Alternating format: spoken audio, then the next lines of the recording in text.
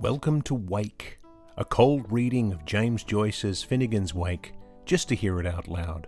Join Toby Malone and TJ Young, along with some special friends, as we puzzle our way through what we once thought was an unreadable book to produce a surprisingly listenable podcast.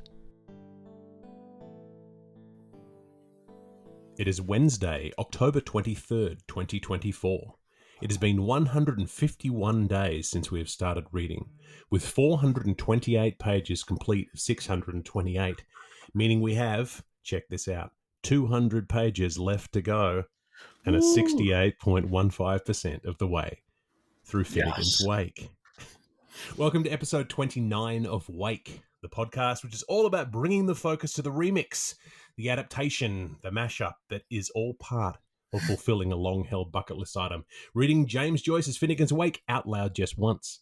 I'm your host, Toby Malone, joined once more by the man who knows a thing or two about adaptation, your friend and mine, TJ Young. Hi, TJ.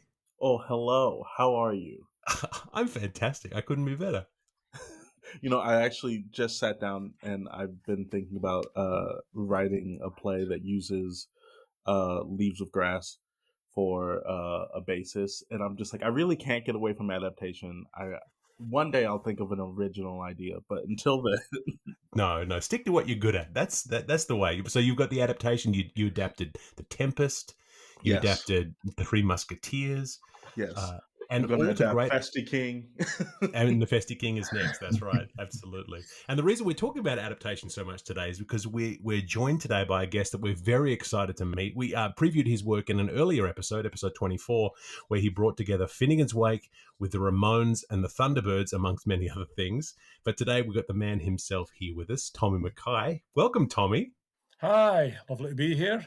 It's so good to have you here. This was a serendipitous moment. I think really nice to have you along with your genuine Scottish accent. Yes, it's genuine. Born and bred in Scotland, Scotman through and through. So where are you calling in from at the moment? I'm calling in from a place called South Queensferry, which is next to the Forth Bridges near Edinburgh. It might be the most Scottish name of a place there is. Could be. Drum na Droch, it's more Scottish, but let's not go into that. So it's really lovely to have you here.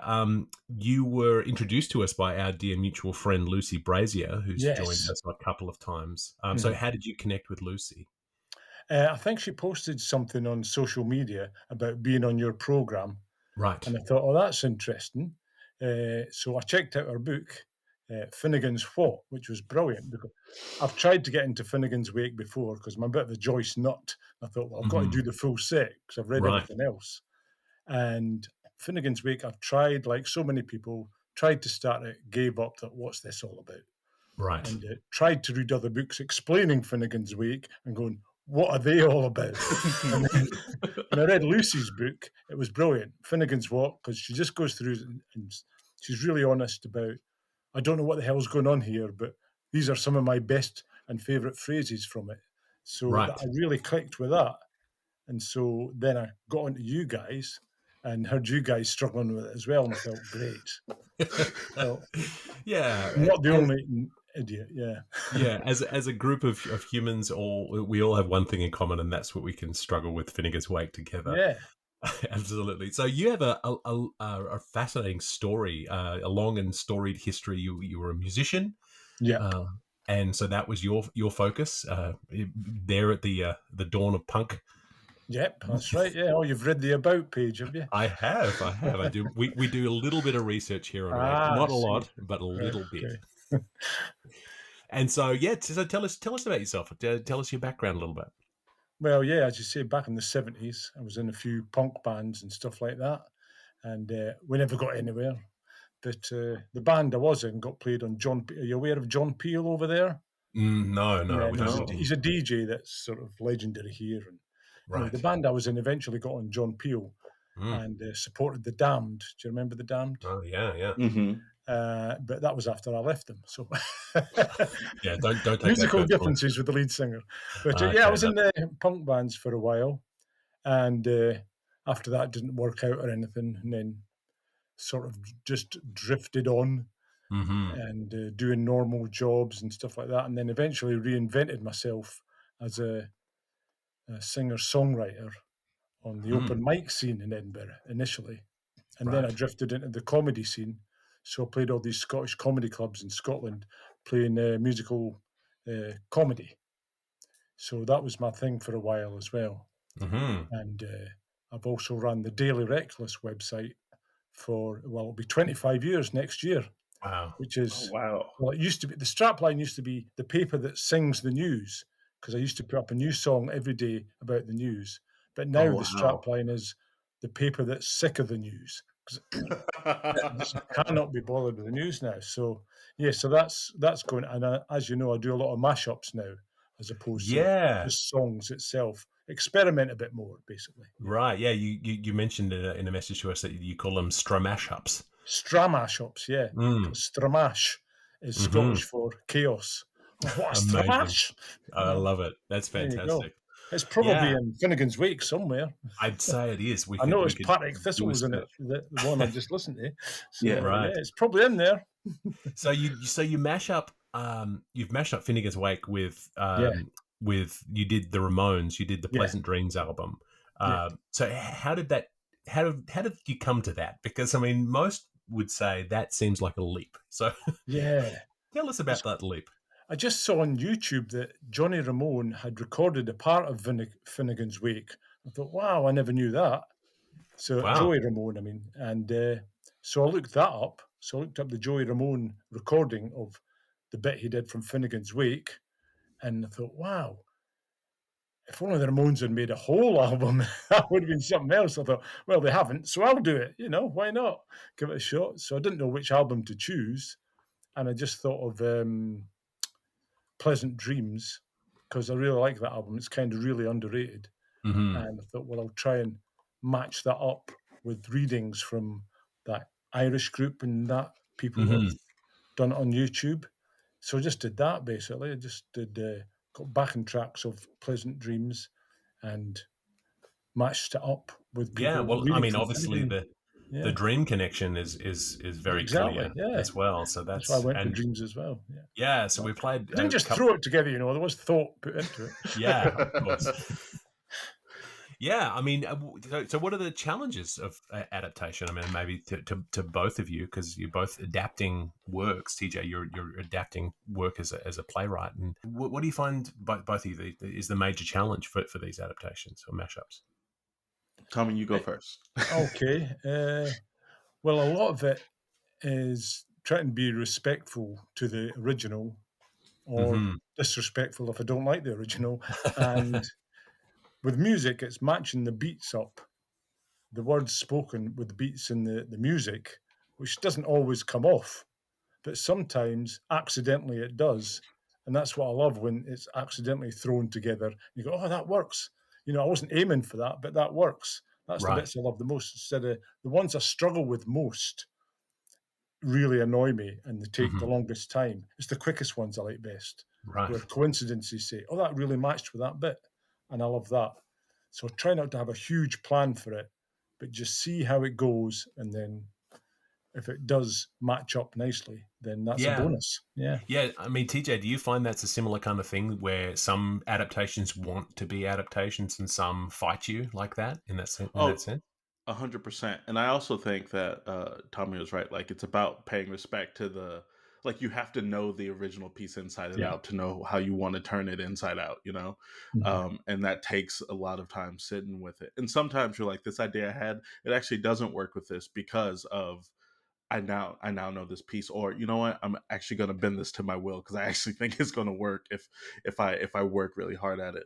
But it's kind of like we talked about whenever I wrote my Three Musketeers adaptation. I had to write 45 pages before I realized, this is not the way it needs to go. But I had to try it all out before I was like, and this is the way that I can adapt it. Throw away, and then being willing to throw away those pages. Yep. Yeah. It's tricky because in a similar sense, I did an adaptation of Maxim Gorky's The Lower Depths, but sort of updated it to modern Toronto, and was trying very hard to stick with Gorky's story beats and stick with with Gorky's structure, and then realizing that, well, this is a great structure for 120 years ago in Russia, but it doesn't work. Like in terms, there's a lot of different things that are in place here, and you can be inspired by something and adapt something, but you can't just slavishly take every single piece and then just write an equivalent. So, so that flexibility, I guess, that you're talking about is a big part of that. Yeah, and you send us a couple of new pieces that you've been working on. So we have here Terence McKenna talking about Finnegans Wake, backed by a live version of The Falls' Hurricane Edward, which seemed like a really strange connection to me. And so I'm going to just start playing it, and then running riddle and fluid answer. Finnegans Wake is a mighty allegory of the fall and resurrection. So we have Terence McKenna talking about Finnegans Wake. But this is a different one, sort of style to the Ramones piece, which was more about sort of using the dialogue as lyrics. Its mechanics resemble those of a dream which has freed the author from the necessities of common logic. So what was your thought behind this one? What inspired you to connect these two? I just love the fall. Loved it to death. I wrote a book about the fall, so I've done lots and lots of mashups with the fall. I just thought this particular track would work well. I was originally going to do Thunderwords with it, about hurricane and stuff like that. I'd already done Thunderwords. Yes. So. Oh, okay. Is that still running while I'm talking? That's great. You can hear Mackie Smith going, Frau, which was the name of his cat. I mixed a bit of something else he was talking about, the name of his cat, which is called Frau. Amazing. Anyway, it's just a great chaotic sound. I love it. I just love the fall, and I love Joyce, and I just thought they were made for each other. Because I've mixed the fall with Samuel Beckett before, and that was brilliant. That really works, Yeah, it's fascinating. It's. I mean, that I love that. I'll stop there for that one, but we will link to the full tracks on our show notes so that people can hear them. But the chaos, the stramash of it all is so evocative, because there is so much chaos within this. But then again, not all of your adaptations are all about the chaos, because then we have this one of pain, which is there is among others one you sent us, whom I love and which are favourite to mine. One which I have pushed my finger in for the movement, and but for my seal ring is none hand, I swear, she is highly characteristic. And there is another which I have fondly fingered frequently, and when my signet is on sign again, I swear she is deeply significant. Corpo de Dido, arse we say in the classy, constful we others said. What ravening shadow, what doubly line, not the king of this age, but richer I in oriental long garments, with alternate night joys of 1,000 kinds, but one kind. A Chavriar cobbler on me when I am lying, and whilst when I do my sliding handle I hear coco, I have been ideally tumbling over the loose leaves leaf left, jaggled casualty on the lamestry. So I love the fact that what you've done is you've taken a keyword. Yeah. That was said in an earlier chapter, Constantinopolis. Yeah, you heard the word, and then you emailed me and said, "Hey, I'm gonna make this," and then the next day you said, "I made this thing." I'm a quick worker, man. I don't like to hang about. Hence the Daily Reckless. The people that sings the news. Every day I had to do something. So amazing. I guess that kind of discipline's got to get you pretty sharp. Yep. Mm-hmm. I absolutely love this the mashup of the text with the music, because in high school I went through this weird phase where I was listening to nothing but Steve Reich for like 3 months. I don't know why. Oh yeah. But and it reminds me of that, but a little more structured, even though his work is all about structure. I every time I hear that, I don't think that it's a realm that's actually explored that often. In music and just spoken text over music, which is also why I love spoken word albums, because I'm like, they do that. And using a text that automatically has musicality to it and finding music to go with it, I think is just brilliant. It's good fun. Yeah. I also love the fact that it's not so perfect a connection that it sort of sounds like it was written for it. And because I feel as though there are adaptations, musical adaptations of Finnegans Wake that we've talked about in the past, and other ones where you have orchestral arrangements and people have written music specifically to be performed with Finnegans Wake. And it's very neat and it's very beautiful, but it's also missing the chaos. And so the stramash, I'm going to insert that into regular conversation now. It's a terrific clash of lowbrow and highbrow as well. Mm-hmm. I wouldn't expect that to go with that. It's really interesting. Yeah, all the chaos of Earwicker's Bar and all the what's going on in there. We've just finished.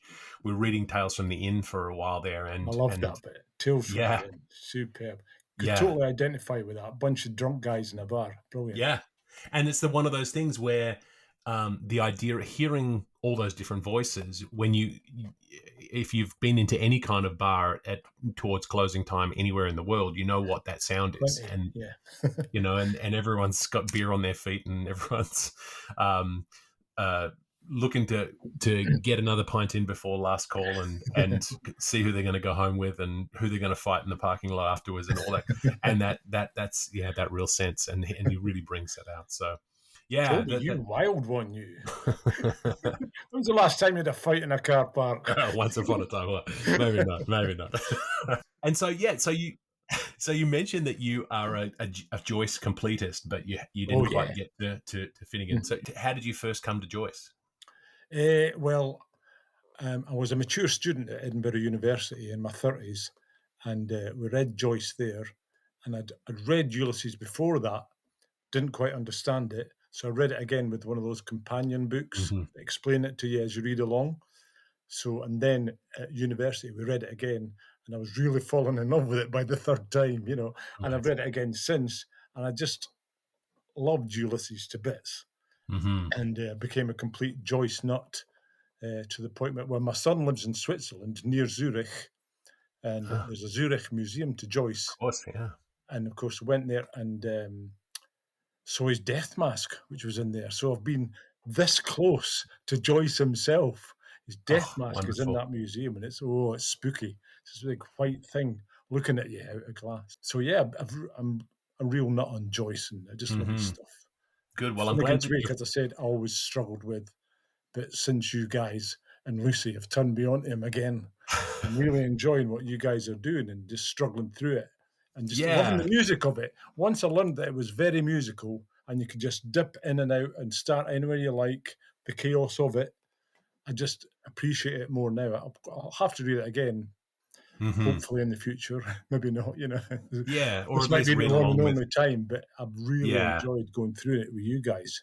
On the podcast. Thank you. It really means a lot, and maybe our voices will find their way into one of your future stramashes. Yeah. Clip from the podcast of us stumbling our way along to the tune of Slip Sliding Away. Yeah. Hold on. Makes note. Well, let's get to this reading. I'm really excited to have you here. It's always nice to have someone who's passionate about the text and willing to give it a go. As always, we're reading from the Penguin Modern Classics edition of Finnegans Wake, published in 2000, with a foreword by Shaun. Today we'll be reading the first part of chapter 3-2 from pages 429 to 448 in this edition. This is a segment with another raunchy and problematic title. It is entitled Jawn, Long, Absurd and Rather Incestuous Lenten Lecture to Issy, His Sister. Called him out. John didn't have a chance. That's what the Oxford World's Classics edition of 2012 describes it as, which also includes brief summaries of what's happening in each subsection, which we will address at the end of the reading. And now, without any further ado, Finnegans Wake. Jaunty John, as I was shortly before that made aware, next halted to fetch a breath, the first coterminous leg of his night stride being pulled through, and to loosen, let God's son now be looking down on the poor preambler, both of his bruised brogues that were plainly made a good bit before his hosen were, at the weir by Laser's walk. For far and wide, as large as he was lively, was he noted for his humane treatment of any kind of abused footgear. A matter of maybe 90 or so barrel hours distance off, as truly he merited to do. He was there, you could planimetrically see, when I took a closer look at him. That was to say, gracious helpings, at this rate of growing, a cottage child of yestereve will soon fill space and burst in system, so speeds the instant. Amply altered for the brighter, though still the graven image of his squarer self as he was used to be, perspiring but happy notwithstanding his foot was still asleep on him, the way he thought by the holy Januarius he had a bullock's hoof in his buskin, with his hallexes so splendid, though through Ireland untranscended, big-mouthed poester, propped up, restant, against a butter-blonde warden of the peace, one comestablish Sigersten, and where a better than such ex-seer face-man to rest from roving the laddione he boot-blacked, who, buried upright like the Osbornes, cozy-dozy, had tumbled slumbersomely on sleep at night duty behind the curing station, ill-equilibrated amid the embracings of the monopolized bottle. Now, there were as many as 29 hedge daughters out of Benant St. Berchard's National Night School, for they seem to remember how it was still a once upon a 4-year, learning their anti-meridian lesson of life under its tree, against its warning, beseated as they were upon the brink spondy, attracted to the rare rust site of the first human Yellowstone landmark, the bear, the boar, the king of all boors, Sir Humphrey, his name, we met on the moors.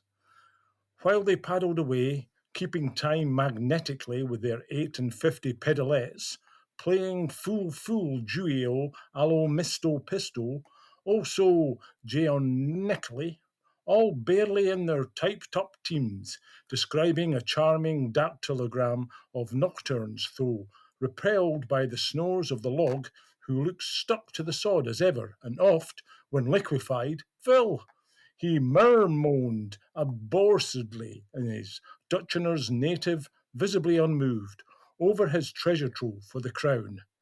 Daughter dead, bedstead men, mean, diggy, smuggy, flasky.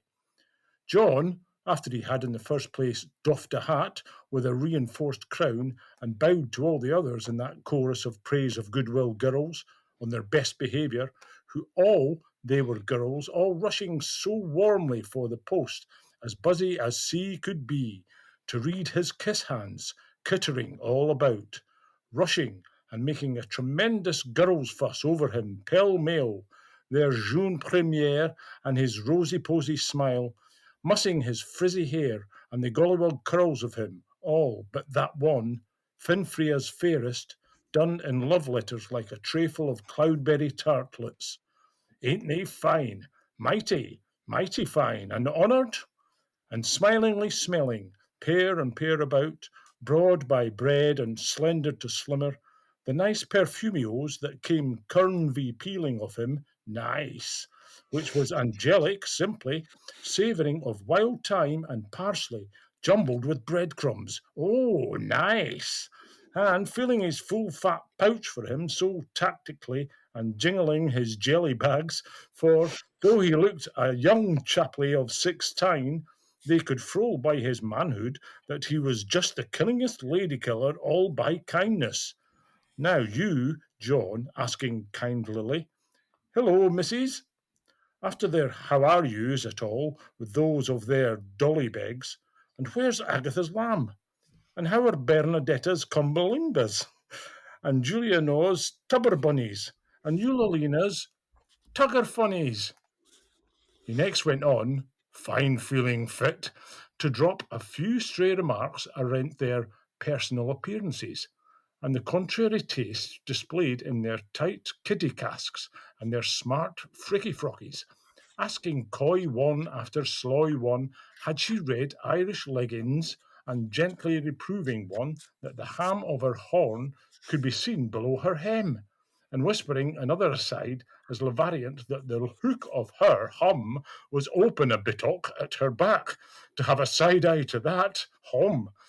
And all, of course, just to fill up a form out of pure human kindness and in a sprite of fun, for John, by the way, was by the way of becoming, I hope he was, the most purely human being that ever was called man, loving all up and down the whole creation, from Samson's tyke to Jonesy's sprat, and from the king of all wrens down to infusories.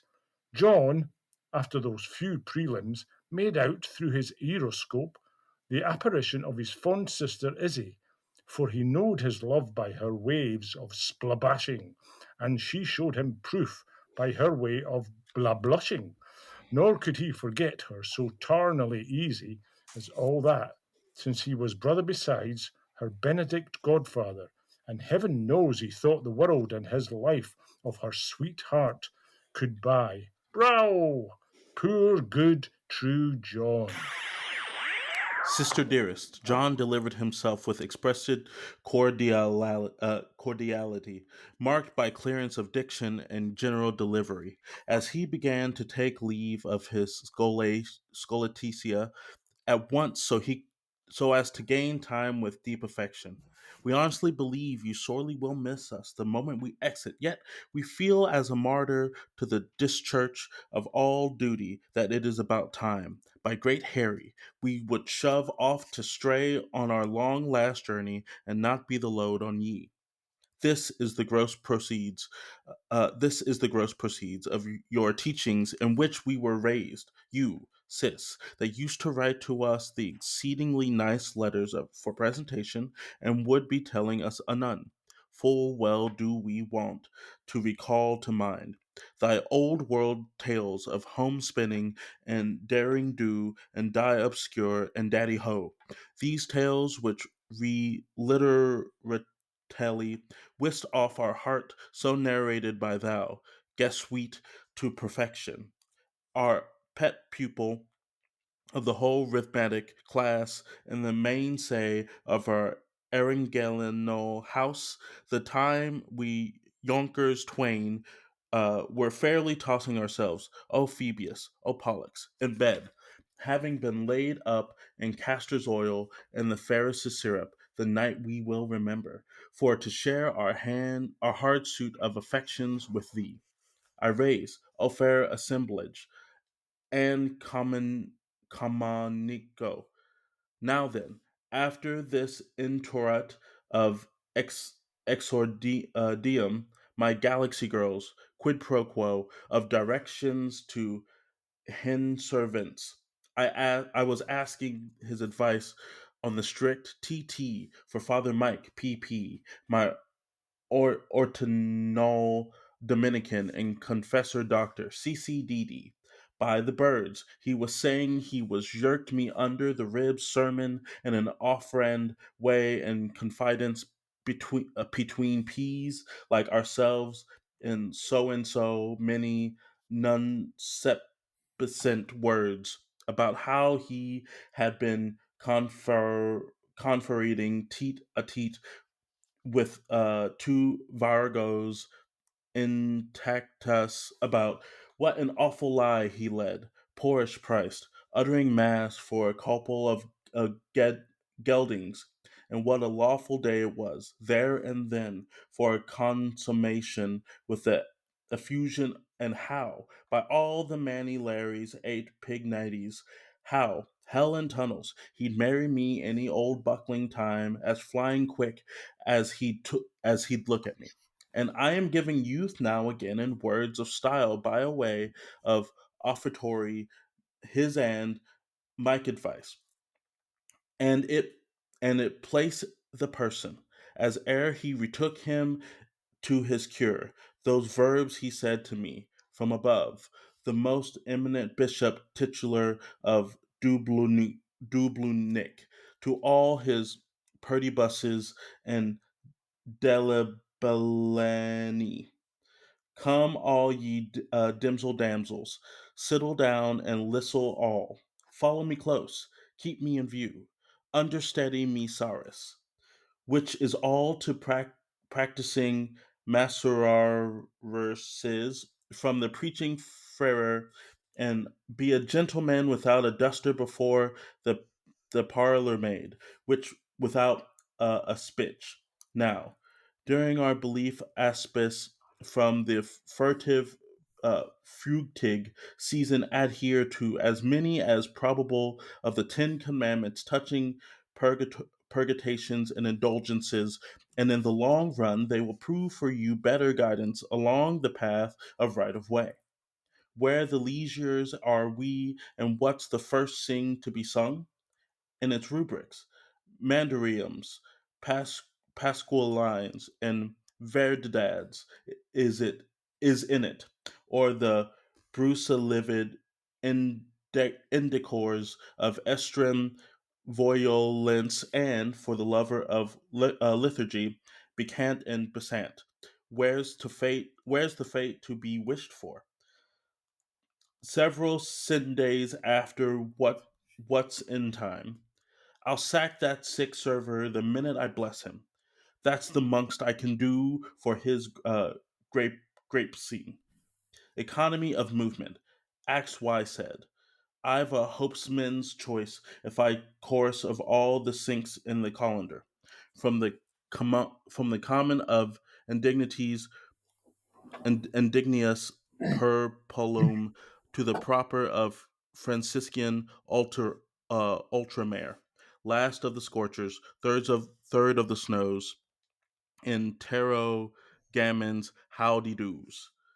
Here she, in a bell that wears in heaven, virgin white, under gessima,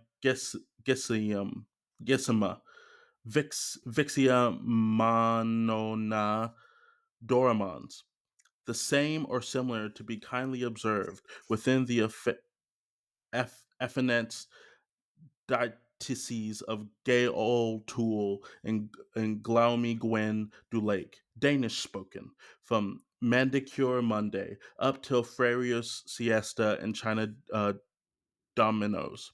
Words taken in triumph, my sweet assistants, from the sufferant pen of our Joko Junts, Inkerman, militant of the reed behind the ear. Never miss your lost somewhere mass for the couple in miles you butt rose to bride worship. Never hate mere pork, which is bad for your knife of a Good Friday. Never let a hog of the Houth trample underfoot your linen of Collini. Never play ladies' game for the Lord's stake. Never lose your heart away till you win his diamond back. Make a strong point of never kicking up your rumpus over the scroll end of sofas in the Dar Bay Coal cafeteria by tootling risky apropos songs at commercial travelers' smokers for their Colombian night entertainments, the lights of White Limbs They Never Stop Teasing, or Minxie Was a Manx Maid When Murray Were a Man. And by the bun, is it you goes busbuting his Esau's and Cos and then throws them bag in the box? Why, the tin's nearly empty. First thou shalt not smile, twice thou shalt not love, last thou shalt not commix idolatry. Hip confiners help compunction. Never park your brief stays in the men's convenience. Never clean your button cups with your dirty pair of sasses. Never ask his first person where's your quickest cut to our last place. Never let the promising hand use make free of your once made sacral. The soft side of the axe. A coil of cord, a colleen coy, a blush on the bush turn first man's laughter into wailful moither. Oh, foolish coupled! Ah, Dice's error! Never dip in the urn when your browser's on your suite. Never slip the silver key through your gate of golden age. Collide with man, collude with money. Ere you sail, forget my prize. Where you trust, be circumspicuous, and look before you leak, dears. Never christen medlard apples till the swithin is in sight. Wet your thistle where a weed is, and you'll rue it, Depsy Needus.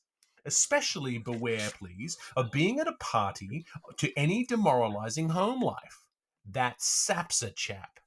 Keep cool faith in the firm, have warm hope on the house, and begin frem at home to be chary of charity, where it is nobler in the main to suffer than the boys and errors of outrageous virtue.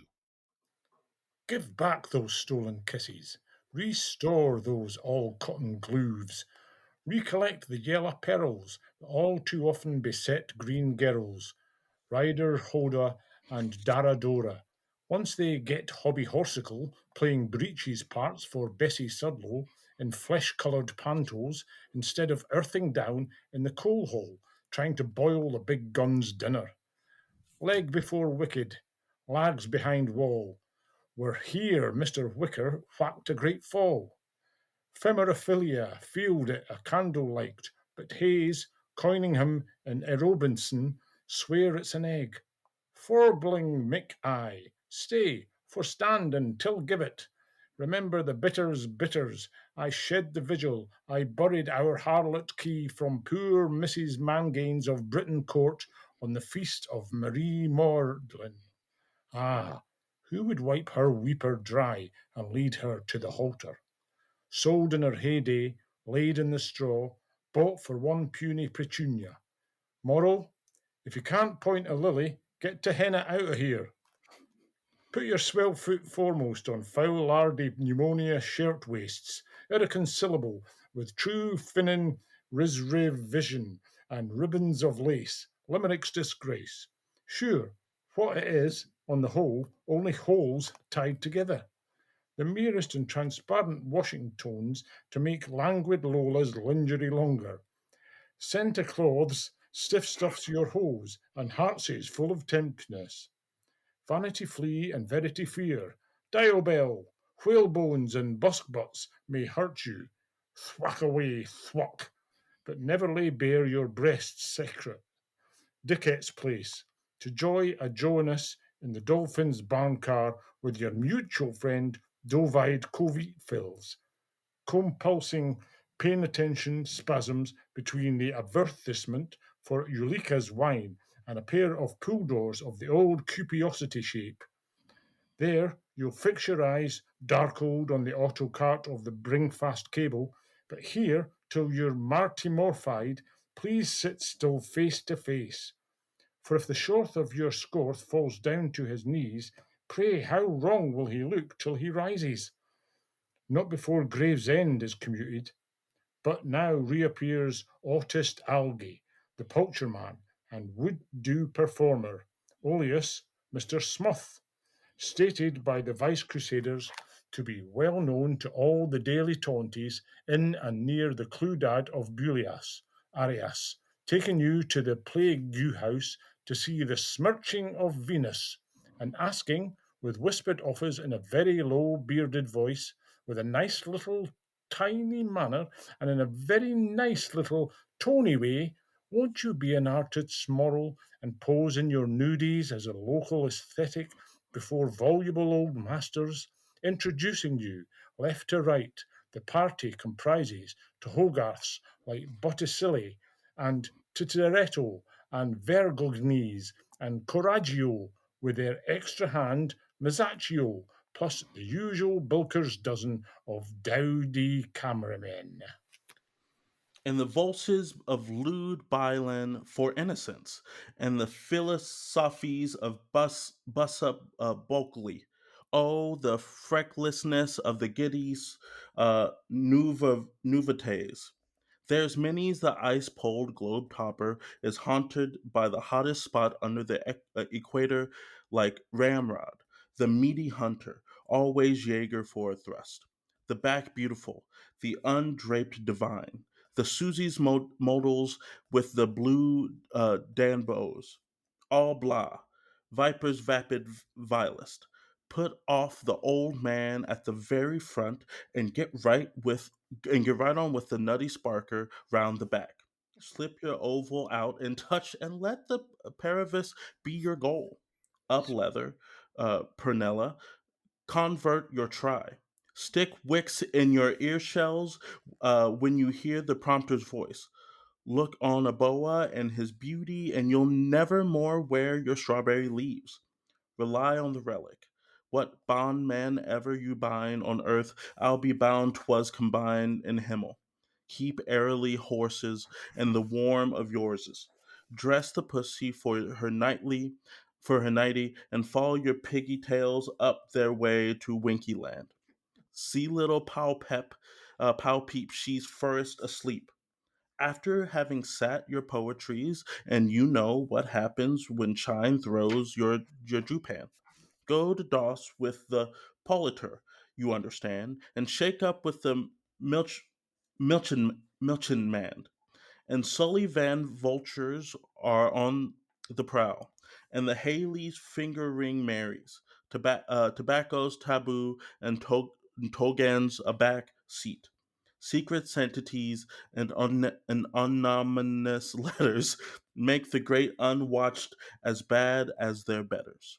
Don't on any account acquire the penchant for the all too common fag butt habit and frequenting the chumming together with the braces of couples and Mr.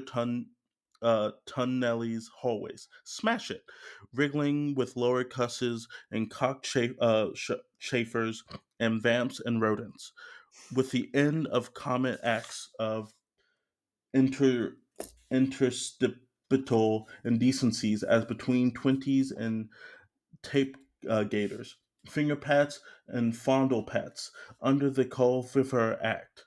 It's the thin end. Wedge your steps. Your high-powered hefty Holden thinks nothing of ramping through the whole suit of smokeless husbands. 3 minutes, I'm counting you. 1. No trenching now. Give me the one.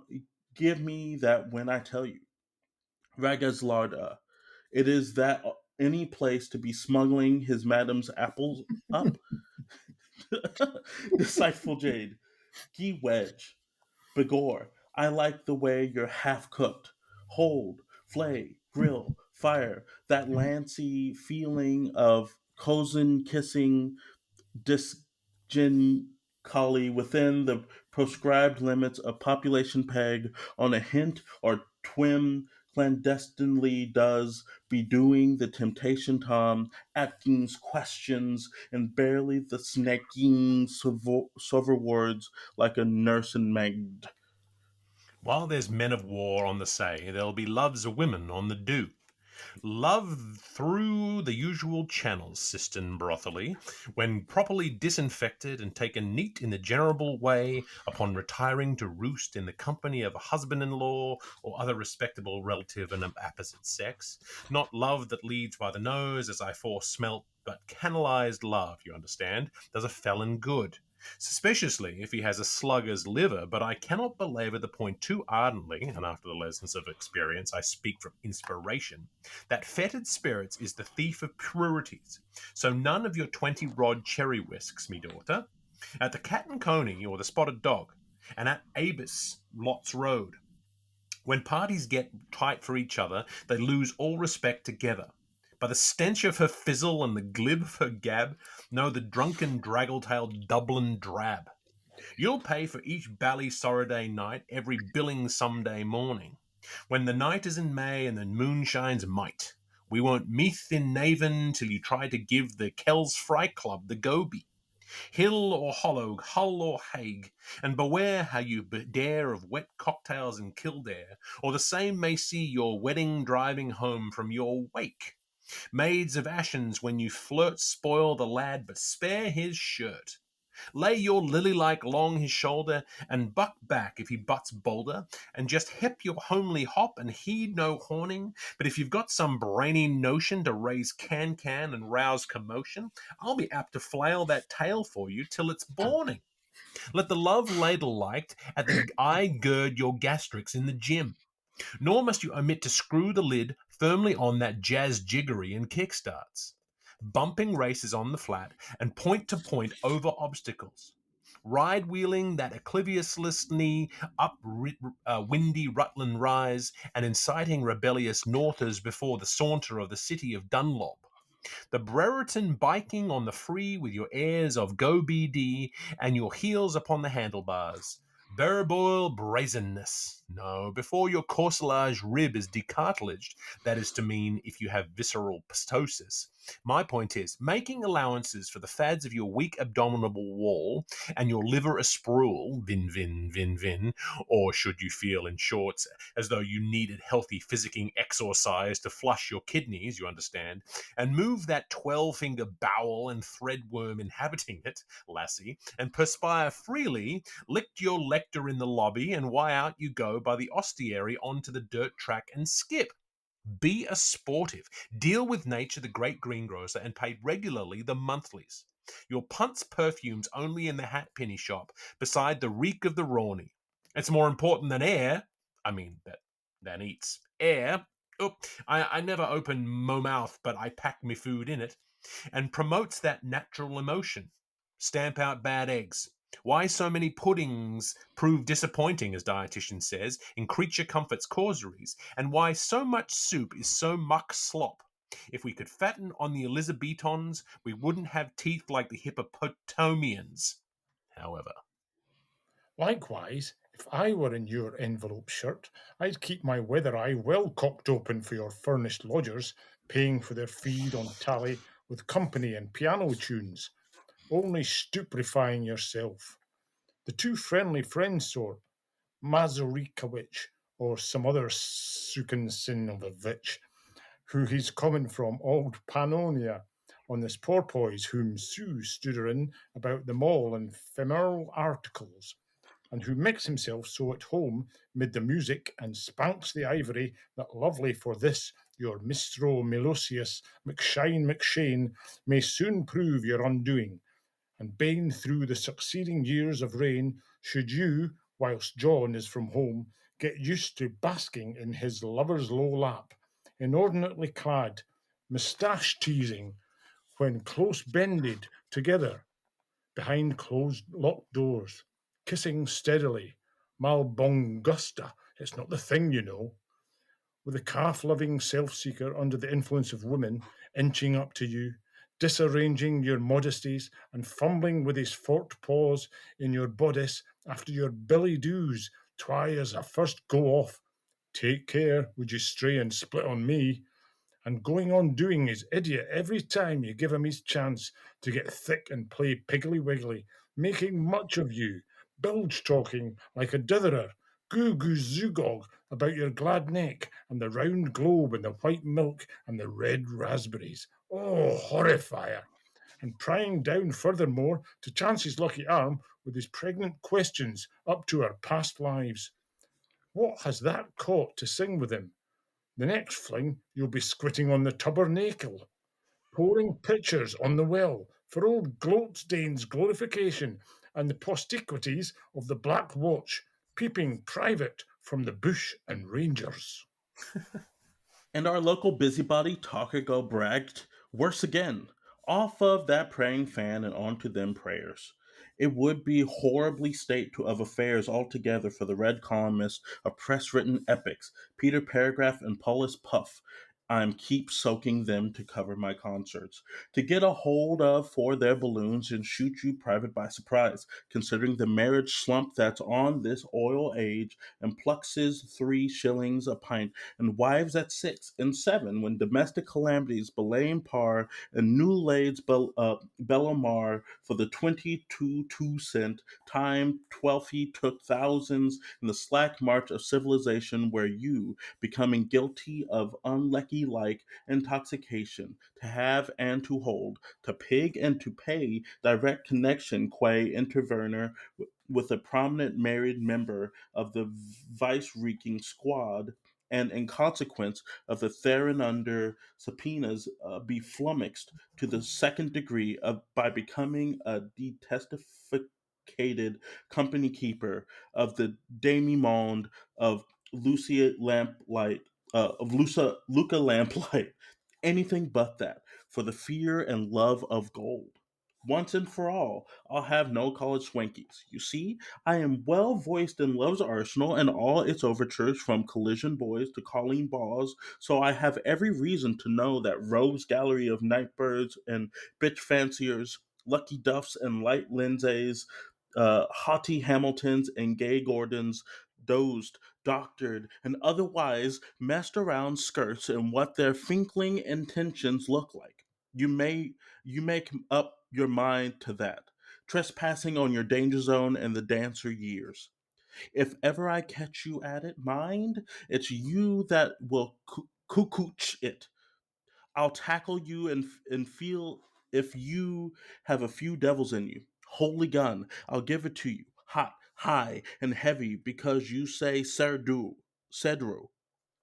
Or may the maledictions of loisy fear fall the nettle rash of the White Friar's father that converted from moonshine to foster mother of the first Nancy Free that ran off after the troubadour that mangled Moore's melodies, or so upturned the tube shred of the star draft journal writer to inspire the prime finisher of fell hymn and fir tree, out of which Cooper Funnymore planned the flat of the beer barrel, of which my granddad's lustiest sat his seat of unwisdom with my tante's petted sister for the cause of his joy. Amenin. Poof! There's puff for ye, begore, and planksty of it, all abound me breadth. Glore, and glory be, as broad as its lung and long as a line. The Valiantine Vaux of venerable Val Vousdom. If my jaws must brass away like the dew drops on my lay, and the top note of delivery you'd expected be me invoice. Theo Donahue's warning from Daddy O'Dowd. Who? What? I'm wondering to myself for there's a strong tendency, to put it mildly, by making me the medium. I feel spirits of itchery outching from all over me, and only for the sludge hammer's force in my hand. To hold them, the darkens alone knows who will be saying of next, however. Now, before my uperotic register, something nice. Now, dear sister, in perfect leave again, I'd say take a brokerly advice and keep it to yourself that we, John, first of our name, here now make all receptacles of free of price. Easy, my dear, if they tingle you either, say nothing or not. No cheek-a-cheek with chipper-chapper, you and your last mash boy and the padre in the pulp box enumerating you his nostrums. Be vacillant over the vigilant, who would leave you to belave black on white. Close in for a psychical hygienics as well, but fight shy of mug punters. I'd burn the books that grieve you and light an Alessandrian bonfire that would suffragate Tome Plyfire or Zolphanerol. Peruse in state your weekly standard, a virile organ that is Ethelred by all Crestum. Apply your 5 wits to the 4 verilatest. The Arcidicens, a treaty on Miracula, or viewed to death by a priest hunter, is still first in the field despite the castle bar. William Archer's a rompan good catalogue, and he'll give you a riser on the route to our national rabbinry. Skim over Through Hell with the Papes, mostly boys, by the divine comic Denti Alligator, expunging your index, and find Equip and Acquire Aristus Areem from Bastard Title to Father Johnston. Swear aloud by pious fiction, the like of Lentil Law by Carnival Cullen, or that Percy Wins or of our S.J. Finns, or Peace in Plenty by the Cure of Wars, licensed and censured by our most picturesque prelates, their graces of Linsen and Pettyboy, bishops of Hibernites, Lyset ut Lebanos, for expansion on the promises, the 2 best sells on the market this luckiest year, set up by Jill the Father, put out by Gil the Son, and circulating dissimile at Gilly Hoodhoodley's cost. Strike up a nodding acquaintance for our doctrine with the works of old Mrs. Trott, Senior, and Manuel Cantor, Junior, and Lope de Figus, Natus Maximum. I used to follow Mary Little Lamb's flitzy tales, spickly with the sentimented sauce. Sifted science will do your arts good. Egg laid by former cock, and with flageolets in Sen Fancy's land, chiefly girls.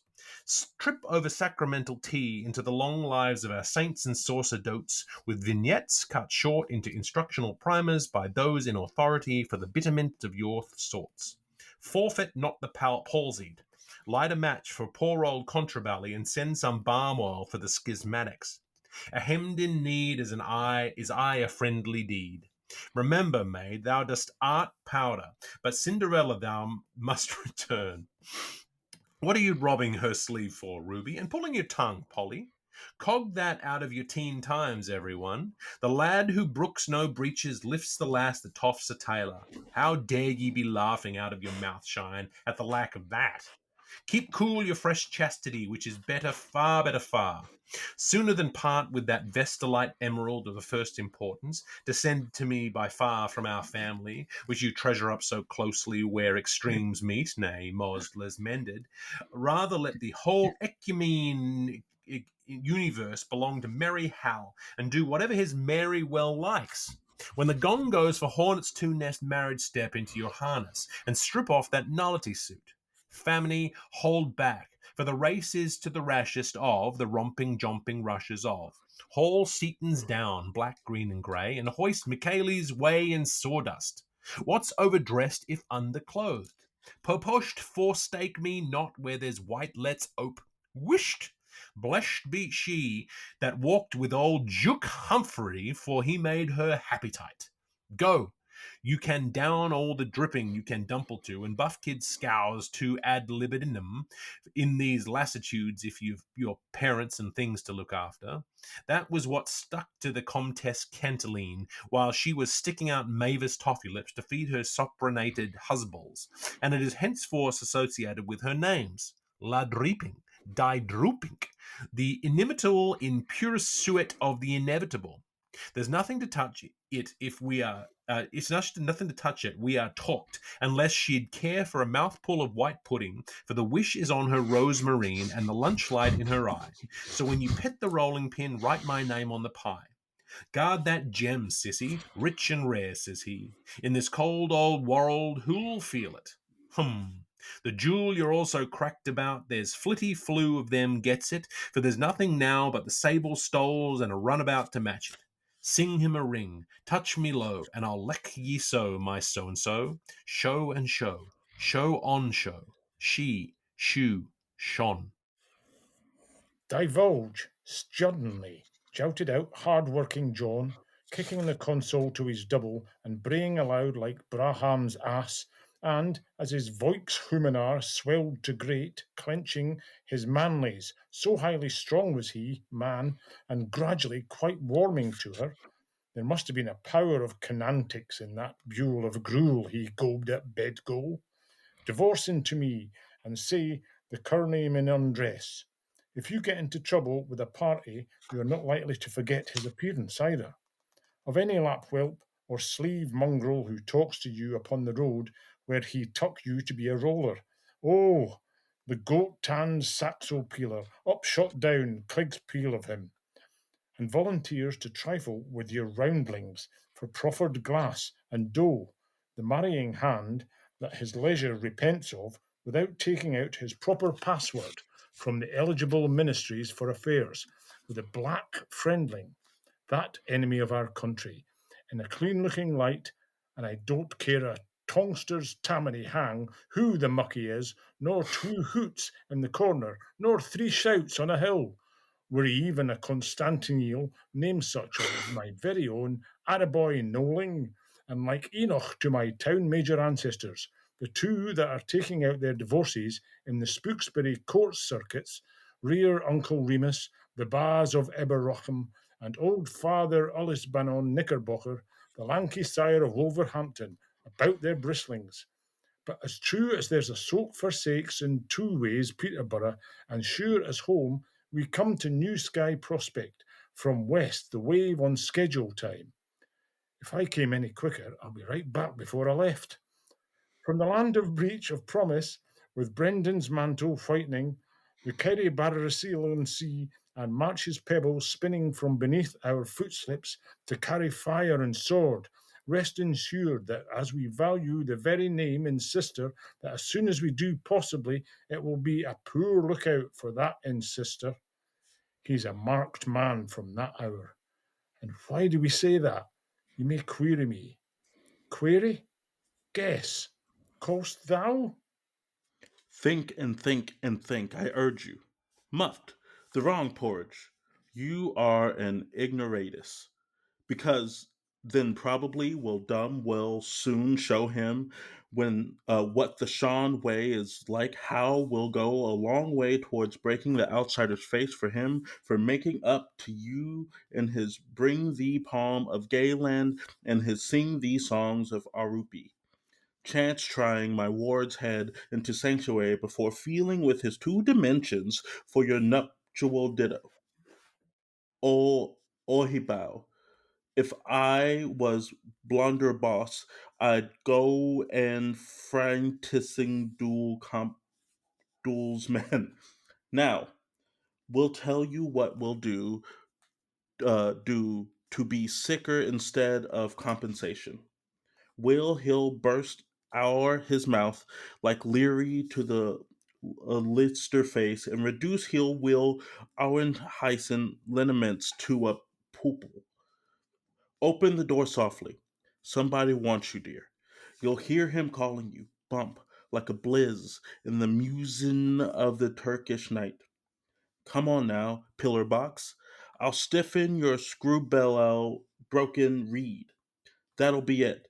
Grand uproar style, even should I, with my sluice of hog pew and chicas, have the comb, the brash of the libs round close Saint Patrice to lay my low's boob on his BH like Solter. We are all eyes. I have his quorum of images all on my retuin. Momo Madhon Mike. Brassup. Moreover, after the bad manners to me, if I don't think strongly about giving the brother's keeper into custody to the first police bobby constables of Dora's diehards in the field, I might chance to fall upon. Or, for that matter, for your information, if I get the wind up, what do you bet in the buckets of my wraith I mightest even take it onto my programme as sweet course to do a rash act and pitch in and swing for your perfect stranger in the meadow of heapiness and then wipe the street up with the Conmelian. Pending my bringing proceeds verse, the joy boy before a bunch of magistrates and 12 good and gleeful men. Filius nullius per fas et nefas. It should prove more or less of an event and show the widest federal in my cup. He'll have pansements and then for pensamientos howling for peace. Pretty knocks, I promise him, with plenty burks for his shins. Dum lim wim hum. In which case I'll not be complete in fighting lust until I contrive to half kill your Charlie. You're my darling for you, and send him to home Surgeon Hume, the algebraist, before his appointed time, particularly should he turn out to be a man in brown about town, Rollo the Gunger, son of a once of a Fleur waltzer to Arnulf's, picking up ideas of well over or about 56 or so, pithcoid proportions with perhaps 5'8", the usual XYZ type RC Toc H, nothing but claret, not in the stud book by a long storch, with a toothbrush mustache and jaw crockeries, alias grinner through collar, and of course no beard, meat and Coleman suit with Tar's baggy slacks, obviously too roomy for him, and springside boots, washing tie, Father Matthew's bridge pin, sipping some Wheatleys at Ross's on a bar stool, with some pub pal of the Olaf Stout kidney, always trying to poo chase movables by hebomadaries for to put in a new house to loot, cigarette in his holder with a good job and pension in businesses.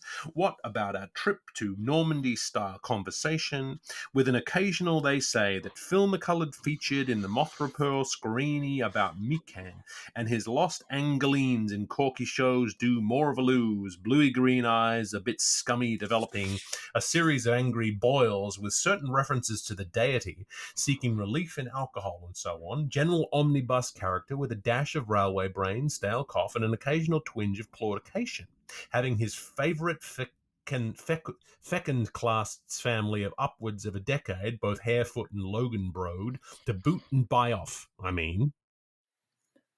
So, let it be a knuckle or an elbow. I hereby admonish you.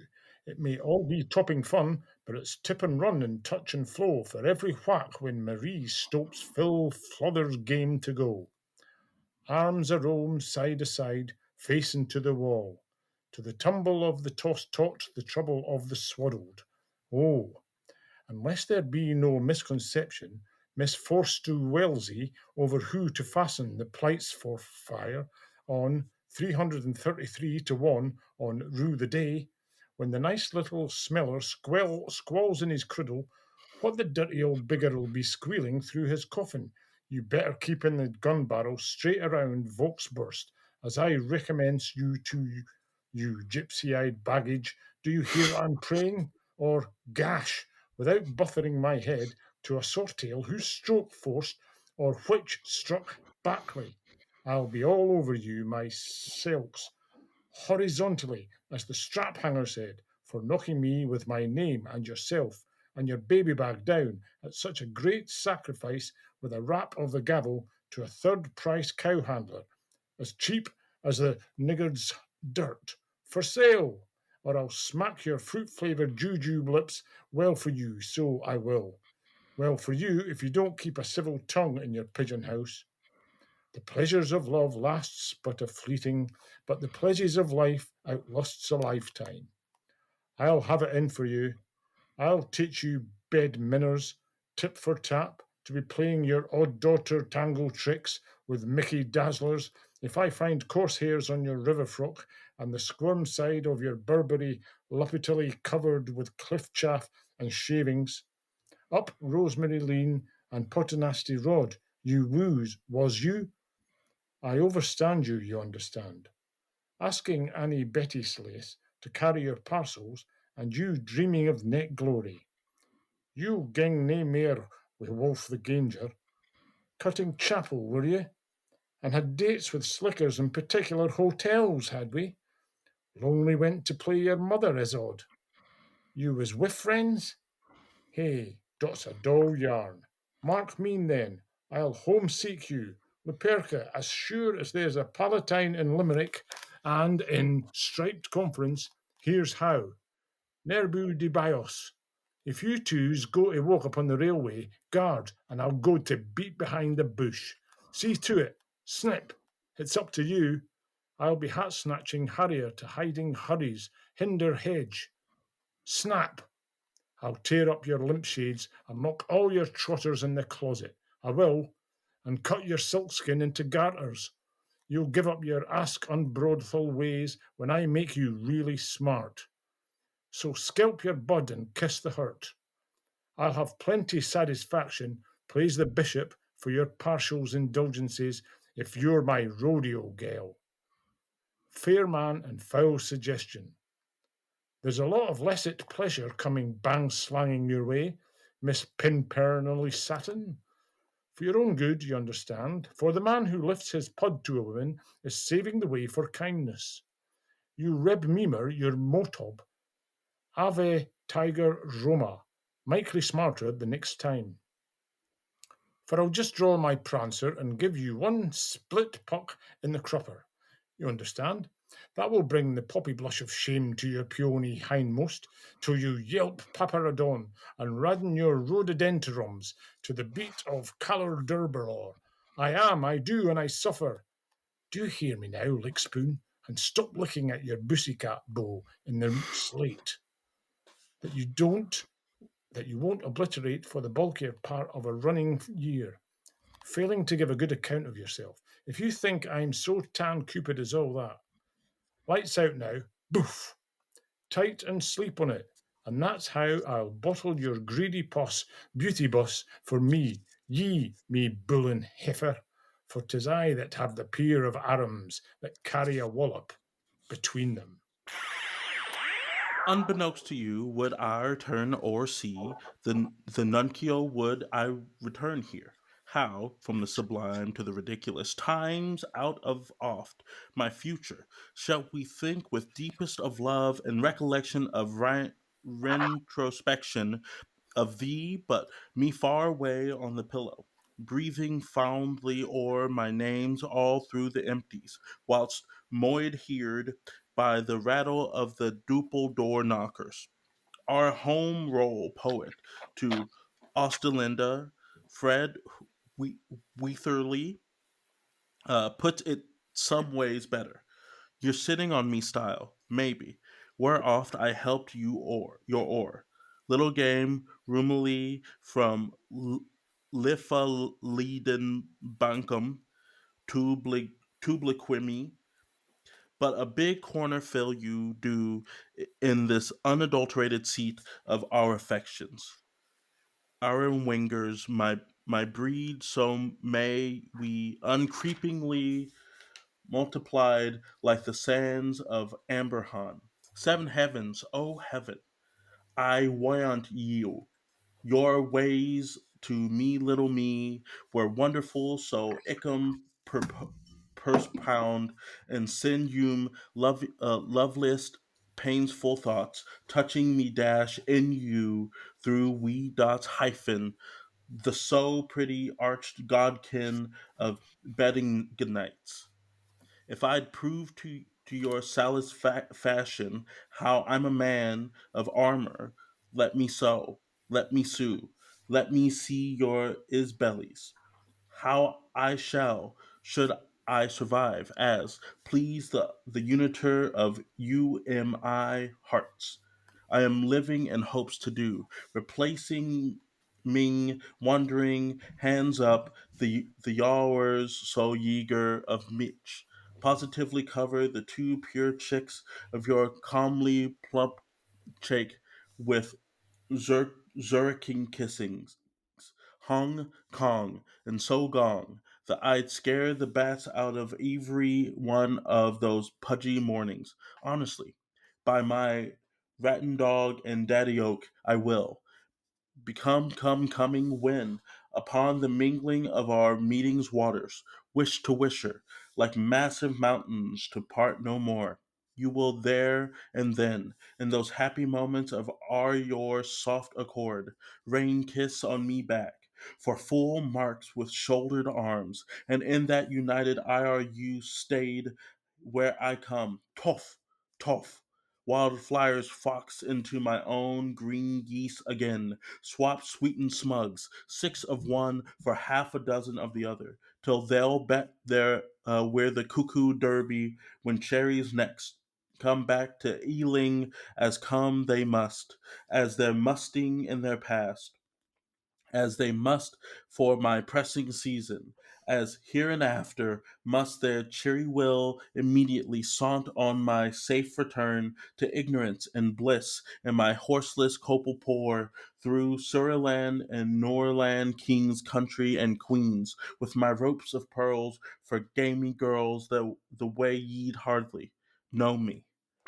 Slim ye, come slum with me and rally rats round up. 'Tis post-purification we will, sales of work and social service, misses, completing our Abolite union by the adaptation of fosterlings, embark for Euphonia. Up, Murphy, Henson, and O'Dwyer, the Worcester warders. I'll put in a shirt time if you'll go through your shift, and between us in our shared sleeves, brace to brassiere and shouter to shunter, we'll pull off our working program. Come into the garden guild and be free of the gape at home. We'll circumcivicize all Dublin country. Let us, the real us, all ignite in our pre-purgatory grade as apocols and be instrumental to utensilize, help our Jacoline sisters clean out the hog's hole and generally ginger things up. Meliorism in mass quantities, raffling receipts and sharing sweepstakes till navel, spokes, and fellows hum like him. Burn only what's Irish, accepting their coals. You will soothe the coke black bile that's Anglia's and touch Armorican's iron core. Write me your essays, my vocational scholars, but cursorially, dipping your nose in it, for Henrietta's sake, on mortinatality in the life of juries, and the sludge of King Harriton's at his height, running boulevards over the whole of it. I'd write it all by moan self, if I only had here of my jolly young watermen. Bear in mind, my Michael, all the provincials' banana peels and ellicock eggs, making draw-dust jubilee among Henry Moore, Earl, and Talbot streets. Look at all the memmer manning his dung for the prey of birds, our priest, mayor, king, merchant, strewing the Castle Knock road and drawing manure upon it, till the first glimpse of Wales, and from Balls's breach Harshow up to Dumpling's Corner, with the merest fathers, brothers, 11 versus Whitefriars out on a rogation stag party. Compare then Caponchim trollers with the Bridge of Belchers in Fairview, Norreys Dublin's favourite sou-west watering plats, and as you lump it. What do you mean by Juno citizen, and how do you think of Jas Pagan? Compost Liffey of Duffblin by Pierce Egan with the Borch in Borchley of Fino Rally. Explain why there is such a number of orders of religion in a sea. Why such an order number in preference to any other number? Why any number in any order at all? Now, where is the greenest island off the black coasts of Spagn? Overset into universal. I am Peredrix, and upon my pet ridge, Oralmus. Way, oh way, for the auto-intoxication of our town of the Fords in a huddle.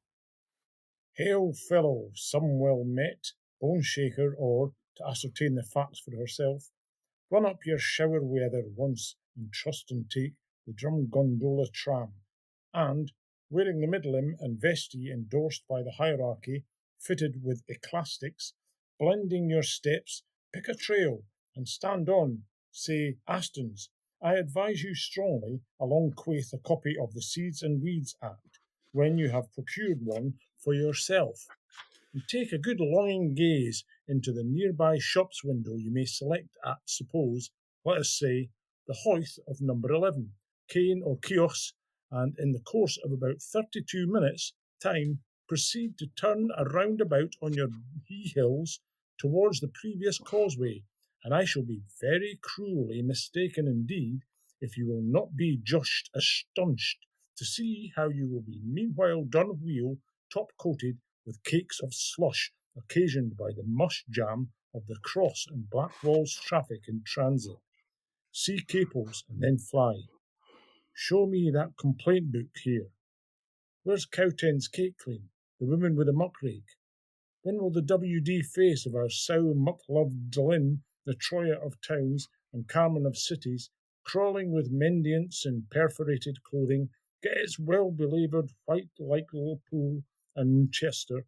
When's that Grand National gold-capped Dupsy Derby house bill coming with its vomitives for our mothers-in-load and stretchers for the devilitized males?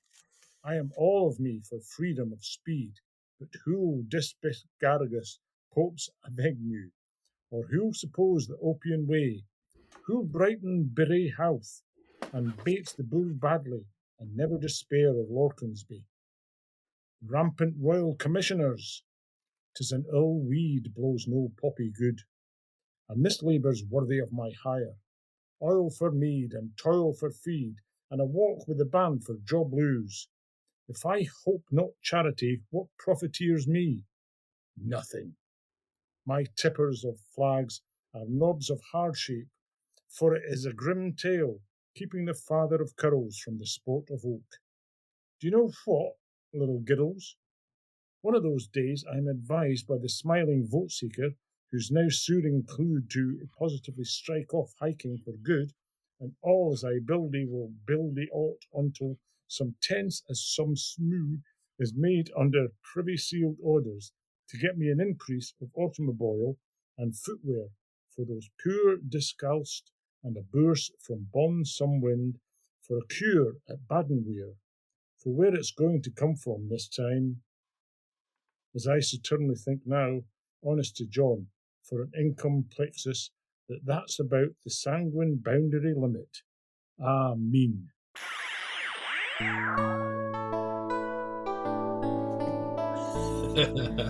Wow. Wow, indeed. Fantastic. That was excellent. Filth. From top to bottom. Very dirty. I will say, I was like, it's kind of pretty to be like, upon the mingling of our waters, wish to wisher. I'm like, that's gorgeous. I was like, how dare he be like, don't talk to nobody, but when you and I hook up, It's going to be great. That's Joyce, though. He finds the beauty in amongst the absolute dirt that he's throwing elsewhere. So that was the first part of chapter 3-2 from Finnegans Wake. Tommy, how you feeling? Exhausted. My eyes are getting crossed. It was like it's funny. You think you're reading along, and then God Almighty, all the letters just seem to blur into each other. Yeah, and your mind starts to wander as you're reading. It's a really fascinating process. I'm sure someone's done a study on what happens to the brain.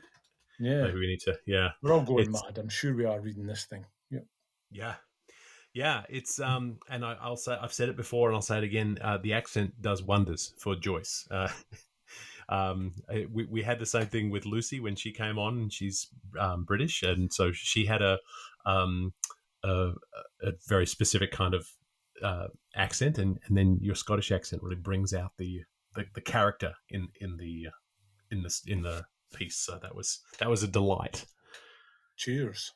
Yeah. I was being a bit too aggressive at times. I thought, hold on, is this a tender bit? I seem to be shouting here. I mean, it's really hard to tell because we have to keep in mind he's talking to his sister, and a lot of it is like, don't do this, don't talk to these people. And then he turns around and he's like, but if I've proven myself to be a man opposite of everything I've said, I'm like, bruh, time out. Time out.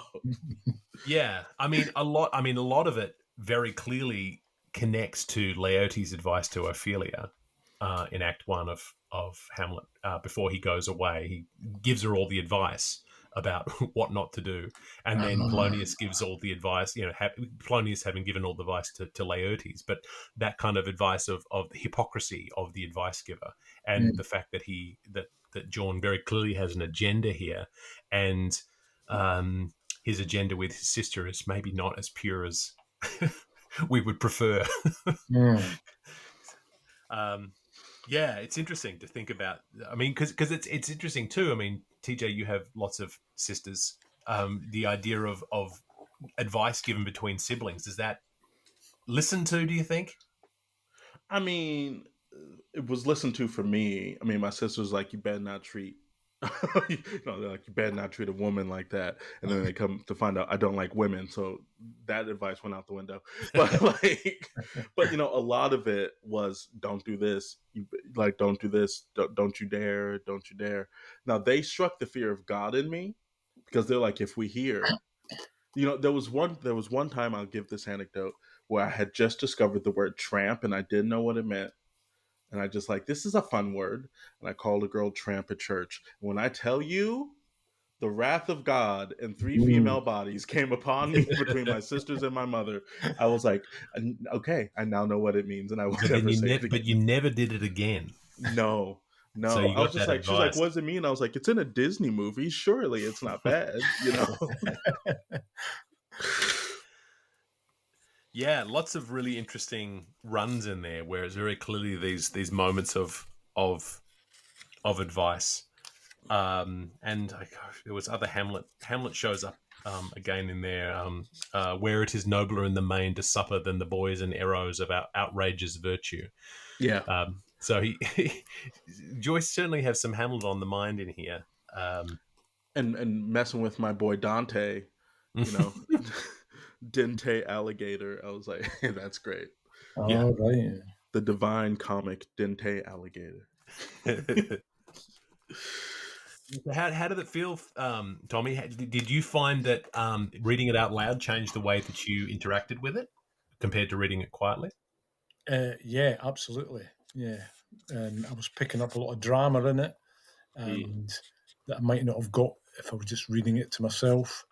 And a lot of I tried not to go into an Irish accent, do you know what I mean? Because there's a lot of Irish type sayings in it. Right. And I was trying to do it in my own voice all the time, but sometimes I was exaggerating my Scottishness and then trying to flatten it down. And I don't know how to say. I just went with it. Oh no, it was very smooth. It was beautiful. Yeah. It's great not preparing for it, because you don't know what's coming. If I'd prepared it, I think it would have been worse. Because it like certainly does. It kind of locks it in. It kind of gives you your interpretation, and you start sort of trying to figure out what he's trying to mean. But I feel as though that's defeating the purpose in some ways, because that interpretation is going to be different for everyone. And so each of these pieces, we all assigned parts to each of us. If we had have rotated the reading order one to the left and all read a different piece, the interpretation of that section will be entirely different again. And it will be very interesting. Like your interpretation of the first section as opposed to mine or TJ's would have been very different. And that's, again, another sort of fascinating approach to thinking about the personal interpretation of the cold read is kind of almost this found benefit from this. It's something we didn't come into this thinking about, but it's really been really interesting. Particularly since we have different voices with us each week, and so we're really noticing the way that the dynamic shifts depending on the voice in the space. Yeah. Okay. I was like, when and on 433 when he says hip confiners help compunction, I was like, is he talking about? He's talking about like chastity underwear, basically. Yeah. Like, yeah. Tell your sister, hey, don't smile at them. Don't love. Wear chastity underwear. You know, that's advice that I'm not sure if old brother should be giving. There was a lot. I caught a lot of references to erections, to seminal fluid. I still love. You gave him his chance to get thick and play Piggly Wiggly. Like, it's like, that's great. Yeah. The book 3 has just been filth so far. It's been, you know, The first bit right enough. Yeah, it's interesting. Like, just in terms of that unnatural interest in the sister's virtue, it very clearly is Shakespeare, because just looking at it, Laertes says to Ophelia, then if he says he loves you, it fits your wisdom so far to believe it, as he in his particular act and place may give his saying deed, which is no further than the main voice of Denmark goes withal. Then weigh what loss your honour may sustain, if with too credent ear you list his songs, or lose your heart, or your chaste treasure open to his unmastered importunity. Fear it, Ophelia, fear it, my dear sister, and keep you in the rear of your affection, out of the shot and danger of desire. That's exactly what John is saying to Issy here, which is, I'm going to get way up in your business and tell you exactly how to live your life. And it's, I mean, it's a sort of a, and it's almost normalized in Hamlet, because Ophelia is just transferable property in that play. She goes back and forth between being Polonius's spy to Hamlet's plaything to obviously her tragic end. So yeah, that connection and the idea of chastity belts, I don't think Laertes is far off that. In the reference to Uncle Remus, I thought was actually super interesting.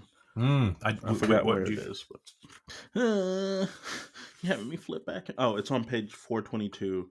Right. The two that are taking out the divorces and the Spookberry court circuits rear Uncle Remus, the boss of Eberacrum, which I was like, Uncle Remus is, centered in Southern African folktale, and so the fact that he's pulling in that reference as well, I thought was actually really interesting. Yeah, he's certainly having fun. I mean, I think this book 3 feels a lot looser in a lot of ways than going through book 2. Book 2, again, I'm going to say this without any backup whatsoever. I think Lucy said it, so I'm just going to blame Lucy. Is that Lucy had suggested that Joyce wrote book 1 and then 3 and then 2, jammed 2 in at the end in between 1 and 3. But this one, and he spent a long time on book 2, and I think it's very clear that this one feels a little bit more. He's having a bit more fun in this one. It being filthy, maybe that's part of the fun, but certainly feels a lot less buttoned up than the second one, which is all about the kids and their lessons and the like. Well, the thing that we often do at this point is we have a look to see what the Oxford World Classic summarizes this section, just to give us a sense of what we just read. I think it was fairly clear what we read, but following the page and line numbering convention standard for this text. But we just read book 3, chapter 2, pages 429 to 448, and this is entitled Jaun. long, absurd, and rather incestuous Lenten lecture to Issy, his sister. So from page 429 to 431.20, introducing Shaun and the Leap Year Girls Hill lecture. So the Leap Year Girls, which we've heard about before, are these schoolgirls, and Issy is one of those. 431.21 to 445.26, advice and commandments about how to behave, what to read, other men, etc. 445.26 to 446.26, vision of Shaun's return to a life with Issy. 446.27 to 448.33, they'll do charitable work together, clean up Dublin, and he'll give up travelling.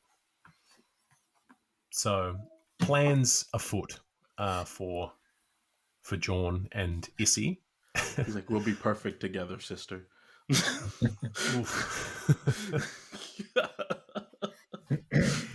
Yeah, it's interesting. It's interesting though. I feel as though there's a lot of that personality of that chapter comes out fairly clearly. I felt real echoes of A Portrait of the Artist as Young Man throughout there. There were sections talking about school life and what it was, being part of this. And obviously, Portrait is very much Joyce's autobiographical account of being at his school as a boarding student and quite miserable at it. And so I felt a lot of those. There was sections there which sort of talked about the rules and regulations of being in the school and being a frightened young man trying to make your way.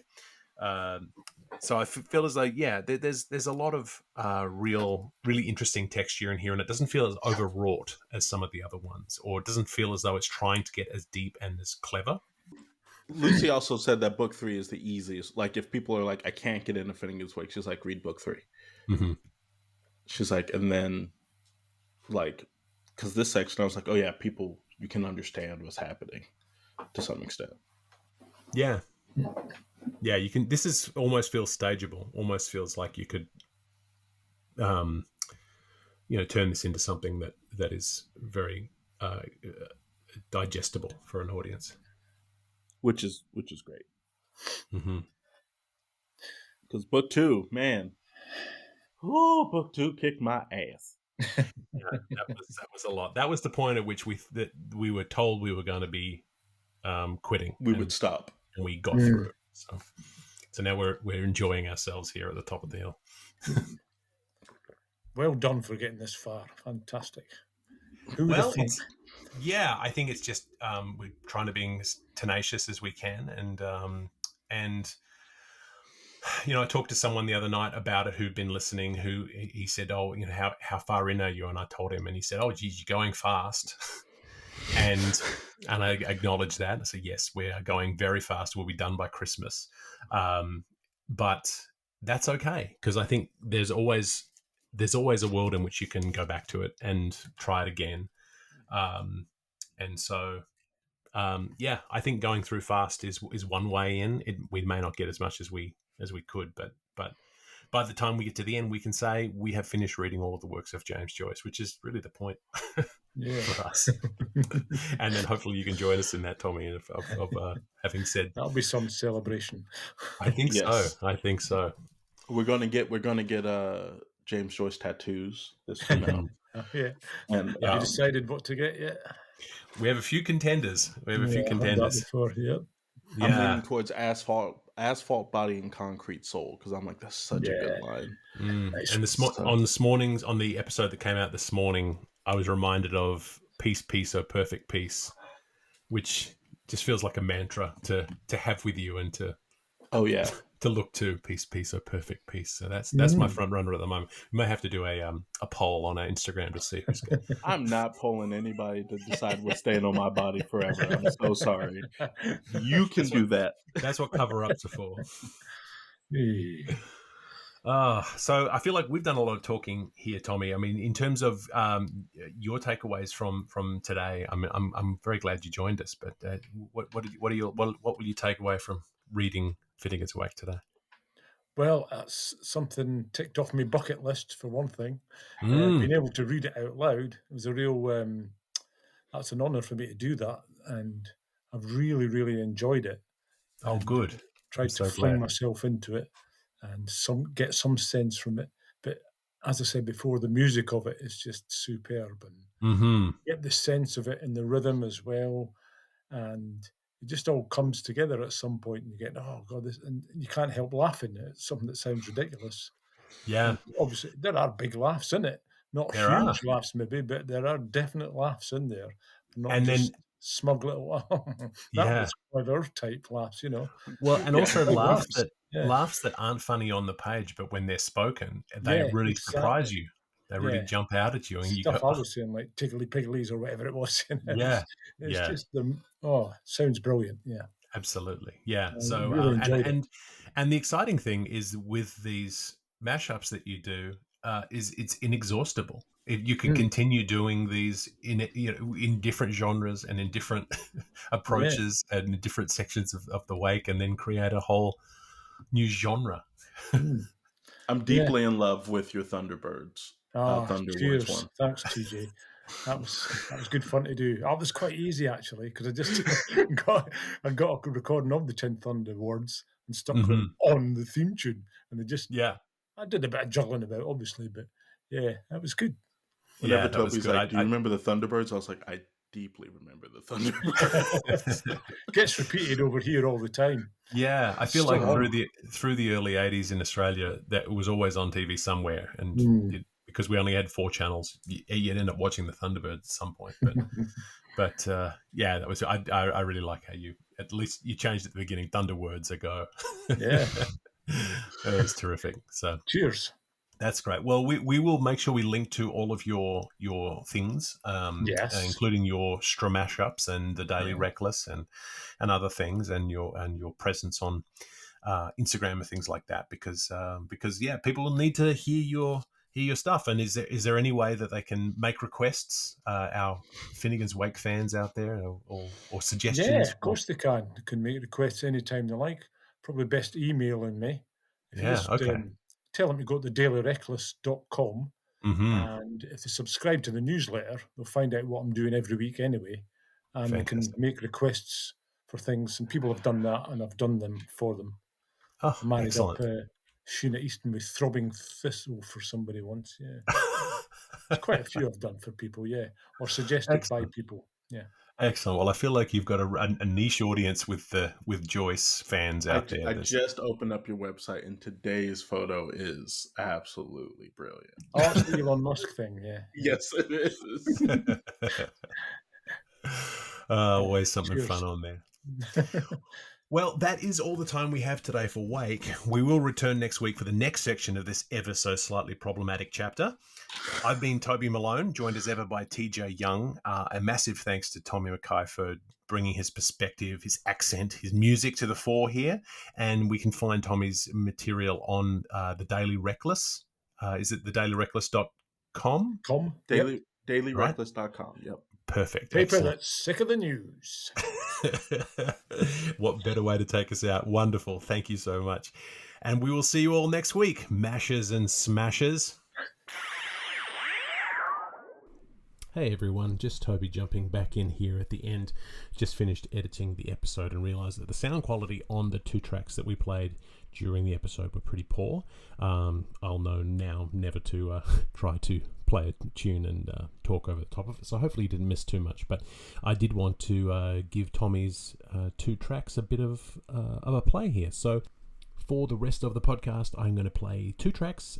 First, I'm going to start with Terence McKenna talking about Finnegans Wake, backed by a live version of the Falls' Hurricane Edward, and then finish up with Constantinoples, which is Patrick Hawken reading from Finnegans Wake, backed by They Might Be Giants, Istanbul, not Constantinople. Thanks very much for listening. We'll see you next week.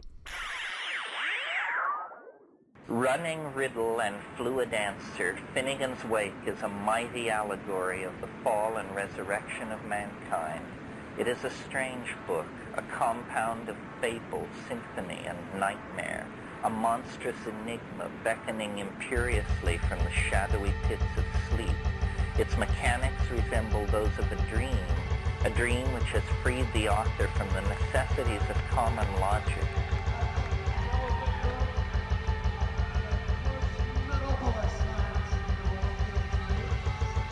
I was always away from